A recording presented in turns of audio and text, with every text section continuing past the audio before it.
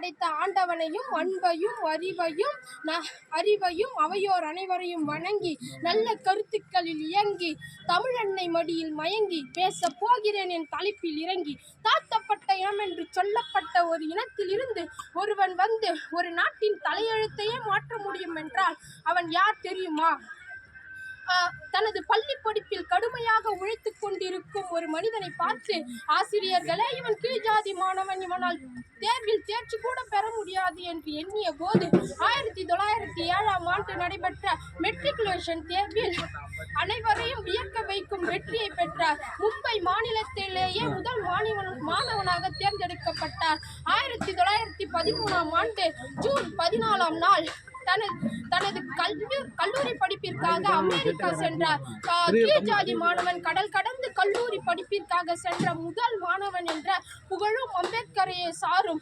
1891ஆம் ஆண்டு ஏப்ரல் 14ஆம் நாள் ராம்ஜி மொலோஜி சக்பால் பீமாபாய் தம்பதியருக்கு 14வது குழந்தையாக அண்ணல் அம்பேத்கர் பிறந்தார். பீமாராவ் ராம்ஜி தனது இயற்பெயரை தனது ஆசிரியரின் மீது கொண்டிருந்த பற்றின் காரணமாக பீமாராவ் ராம்ஜி அம்பேத்கர் என்று மாற்றிக்கொண்டார்.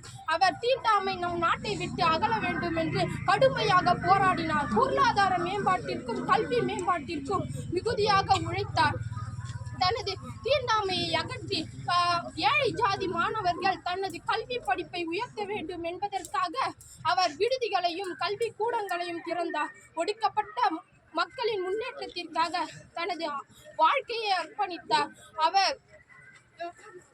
அவர் தனது தீண்டாமை சட்டமேதை அம்பேத்கர் சரித்திரத்தின் நாயகர், பரோடா மன்னரால் பட்டங்கள் பெற்றவர், படோடாவும் இல்லாத பல்துறை வித்தகர்,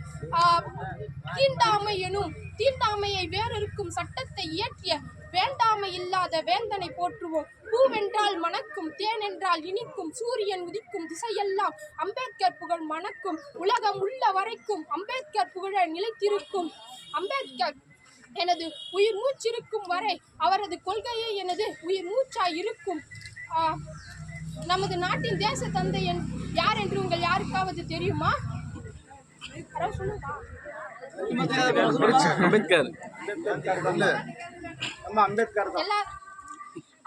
எல்லாரும் மகாத்மா காந்தின்னு சொல்றாங்க. ஆனா யாருன்னா பாஸ்போர்ட் வச்சிருந்தா பாருங்க, அதுல நம்ம நாட்டோட பேரு இந்தியா, ஆனா அதுல என்ன இருக்கும்? ரிபப்ளிக் ஆஃப் இந்தியா, குடியரசு இந்தியா. அந்த குடியரசு எனும் அதிகாரத்தை நமக்கு பெற்று தந்தவர் அண்ணல் அம்பேத்கர். ஒரு நாட்டின் முன்னேற்றத்திற்கு அச்சாணியாக இருப்பது அரசியலமைப்பு சட்டம். அதை இயற்றி கொடுத்தவர் அண்ணல் அம்பேத்கர். அவரே நம் நாட்டின் தந்தை, தேசப்பிதா என்று கூறி 3 எழுத்தில் நன்றி சொல்லி 5 எழுத்தில் வணக்கம் சொல்லி 7 எழுத்தில் விடைபெறுகிறேன். நன்றி, வணக்கம்.